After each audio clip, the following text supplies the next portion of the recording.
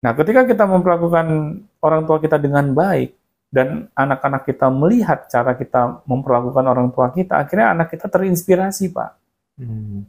Ya, karena kedua orang tuanya itu sangat baik memperlakukan kedua orang tuanya. Kalau kita nggak memberikan contoh sama sekali, Pak, bagaimana anak kita bisa meniru? Siap-siap aja nanti kita digituin lagi kan? Bisa jadi, Pak. Ya. Nah, makanya kalau buat saya, janganlah kita menyimpan dendam. Ya sudah, masa lalu is masa lalu, bukan masa ini. Ya, tinggal kita menjadikannya suatu pembelajaran agar pas kita jadi orang tua, jangan kita melakukan hal yang sama. Udah tahu orang tua kita dulu kasar, kita kasar sama anak kita saat ini. Ya sama aja gitu, kita meneruskan kebodohan. Ya kayak contohnya gini deh, saya dulu paling nggak suka apa yang namanya sekolah. Ya, saya benci banget datang ke sekolah. Itu dari SD, Pak. Ya, saya bingung gitu, di sekolah gue ngapain sih belajar hal yang nggak penting ini, gue udah tahu nggak suka, tapi gue dipaksa suruh belajar. Nah akhirnya kan berdampak kepada pendidikan akademis saya, Pak. Saya nggak naik 2 kali. Ya akhirnya pas saya sudah besar, saya merasa jangan sampai nih anak saya mengalami hal yang sama dengan orang tuanya. Ya masa dulu orang tuanya udah benci datang ke sekolah, terus anaknya kita paksa untuk datang ke sekolah gitu. Ya sudah, saya melihat keadaan sekolah saat ini nggak ada yang pas menurut saya, ya udah saya bikin sekolah sendiri. Akhirnya pas anak saya waktunya untuk ke sekolah, anak saya nggak merasakan lagi, Pak, apa yang saya rasakan dulu. Anak saya malah senang untuk datang ke sekolah. Malah kalau telat aja dia nggak mau, Pak. Dia istilahnya memaksakan diri meskipun dia sakit untuk datang ke sekolah. Beda kayak zaman saya dulu sekolah. Nggak sakit, saya sakit-sakitin. Biar nggak masuk ya. Biar saya dapat surat dokter. Nah, di situ kan kita sebagai manusia itu bisa belajar, Pak, dari kesalahan kita. Jangan sampai kita mengulangi hal yang sama. Kalau kita memang melihat nih, orang tua kita nggak pantas jadi orang tua, ya kita harus memantaskan diri, Pak, untuk menjadi orang tua. Agar apa? Agar anak-anak kita ini, mereka jadi tahu bagaimana sih caranya untuk menjadi orang tua. Ya, meskipun menjadi orang tua yang sempurna tuh sulit, Pak. Nggak ada, saya aja masih belajar jadi orang tua. Saya juga sering bikin kesalahan. Tapi yang penting kita mau mengakui kesalahan kita. Jangan udah tahu kita banyak salahnya, kita nggak mau mengakui. Akhirnya sudah. Kita teruskan tuh kesalahan-kesalahan kita berulang kali. Anak kita lah jatuhnya jadi dendam lagi gitu. Udah dulu kita dendam sama orang tua, anak kita melanjutkan, dia dendam sama kita gitu. Nah itu, Pak, jadinya.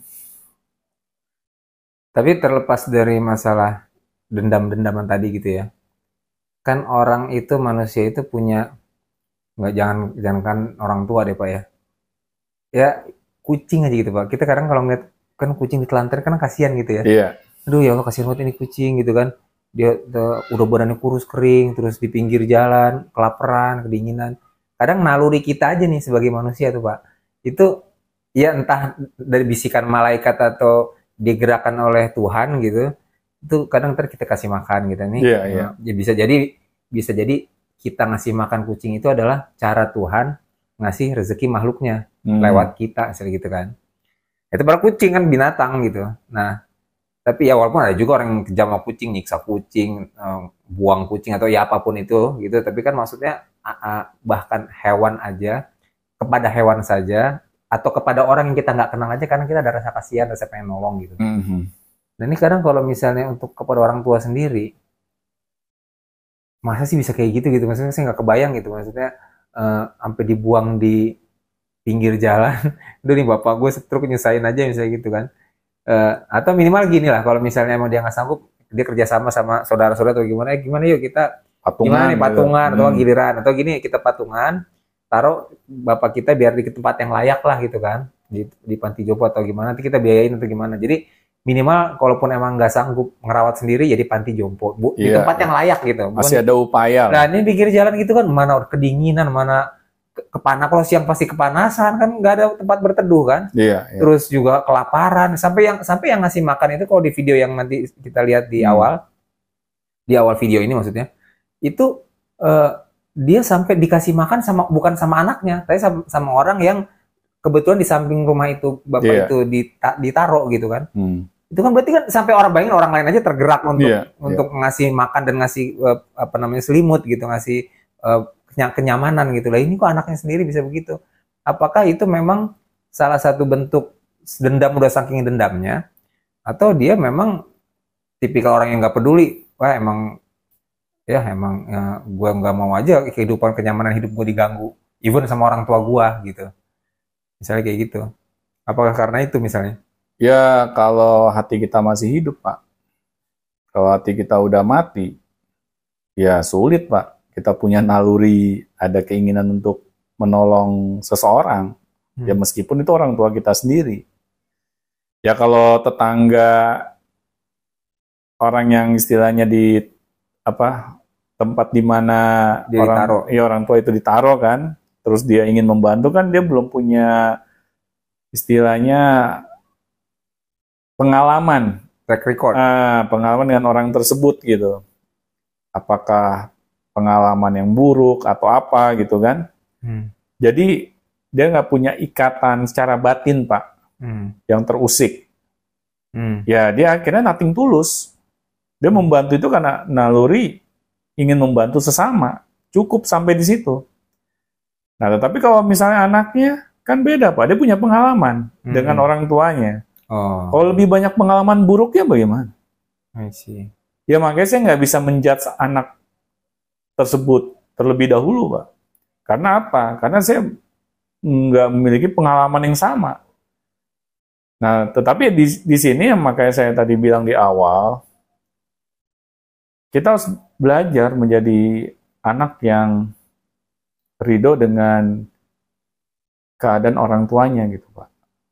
Baik yang buruk maupun yang istilahnya lebih buruk lagi. Ya, karena apa? Karena kalau kita nggak ridho Pak dengan orang tua kita saat ini, sulit Pak. Kita bisa menimbulkan naluri, ya, mau berbakti kepada orang tua. Pasti yang ada kita selalu ungkit-ungkit dendam masa lalu. Ya, ini juga yang saya alami Pak. Ya sampai saya selalu mengingatkan gitu kepada misalnya orang-orang yang saya kenal agar mereka itu tidak punya dendam sama orang tua. Karena apa? Karena saya takutnya kalau kita terus ya memegang dendam kita itu, akan ada karma Pak buat kita. Ya kita nggak tahu ya, mungkin kita, wah nggak mungkin ada karma buat saya. Coba bisa kok mendidik anak saya lebih baik lagi. Pada suatu saat, ya namanya pandai-pandainya tupai meloncat, kadang jatuh juga. Kita melakukan suatu kesalahan yang fatal kepada anak kita. Akhirnya anak kita memperlakukan kita tuh sama seperti dulu orang tua kita memperlakukan kita. Ya. Jadinya kan ini Pak, buah si malakama gitu. Ya. Ya ini jangan sampai itu kejadian Pak sama kita. Ya kita kan nggak mau gitu. Misalnya sampai hal ini kejadian gitu kan sama kita kan. Ya meskipun orang tua kita dulu berbuat buruk sama kita ya sudah. Itu suatu pembelajaran aja. Jangan sampai kita terus dendam gitu kepada orang tua. Yang memang mudah diucapkan, sulit dipraktekkan. Ya, harus dicoba ya. Tapi harus dipaksakan, tidak bisa dicoba lagi, dipaksakan. Nggak, ini bukan coba-coba sama orang tua kok coba-coba. Nggak diiklan kan sama anak kok coba-coba.